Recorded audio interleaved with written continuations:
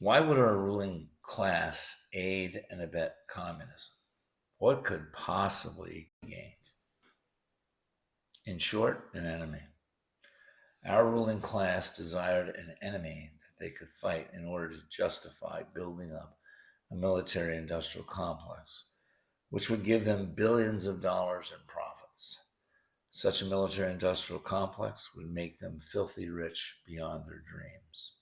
It doesn't get any deeper than this. Men like Eisenhower, Truman, McCloy were merely tools of the ruling class. They would gladly sell their poor and middle class roots out for a few dog biscuits. As I stated before, Ike had the will and spades to take out JFK and not bat an eyelash. Now, read this from Stephen Ambrose as it pertains to Ike and the overthrow of Arbenz in Guatemala. But first, remember that Ike was running Murder Incorporated via the CIA all over the world, supposedly to defeat communism. In reality, though, Ike's forays were really all about oil, gas, minerals, cheap labor, and of course, the American empire.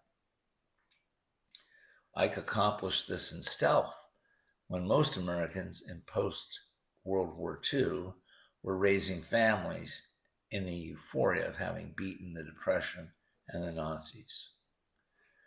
While America sat back in an opiate-laced fog of American propaganda, courtesy of Ike's CIA collaborating speechwriter C.D. Jackson, Ike was tear-assing around the world, creating the conditions for blowback that we still suffer from today. Read this and note its relevance to today's problem with mass migration over our southern border. This comes from Eisenhower, Volume 2, The President by Stephen E. Ambrose. Clearly, the president took grave risks over Guatemala.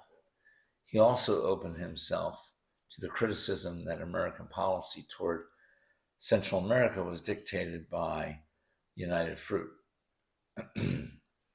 But he did not overthrow the elected government of Guatemala or risk CEDAW and EDC or declare a blockade in order to protect the holdings of the United Fruit stockholders. What he feared was not the loss of American profits in Guatemala, but rather the loss of all Central America.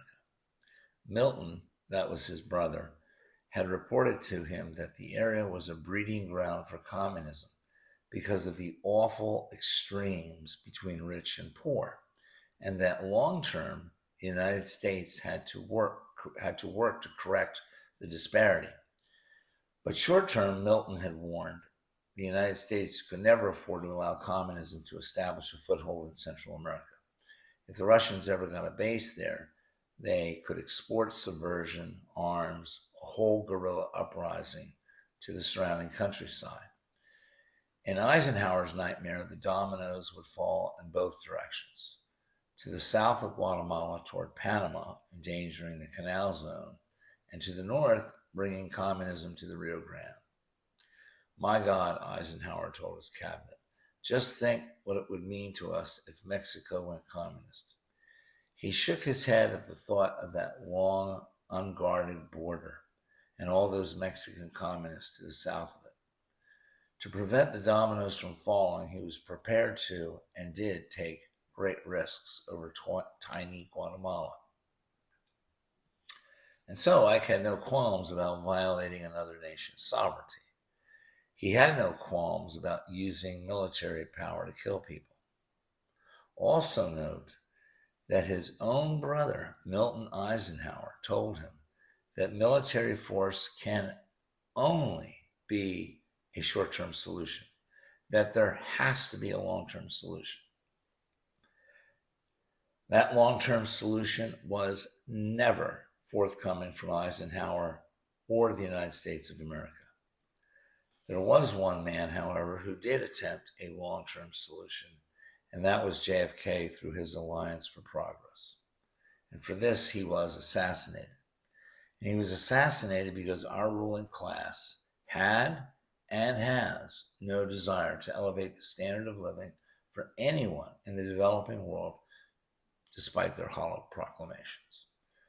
What our ruling class is interested in is a Pax Americana backed up by military force for the purposes of exploitation in order to garner untold profits for American oligarchs. Ike and his other fellow 1890ers said that they were committed to defeating communists, but they were really not committed at all. They used communism as a common enemy to justify a military-industrial complex, which would enrich the ruling class. JFK was a threat to everything that they had built. Enabling the people of the third world by allowing them to have a stake in the game would eliminate communist forces in those countries. That was anathema to men like Eisenhower, McCloy, Lodge, Harriman, Dulles. They needed communism as a threat. Hence, a man like JFK, who desired to defeat communism at its roots, was a threat to them and their new world order.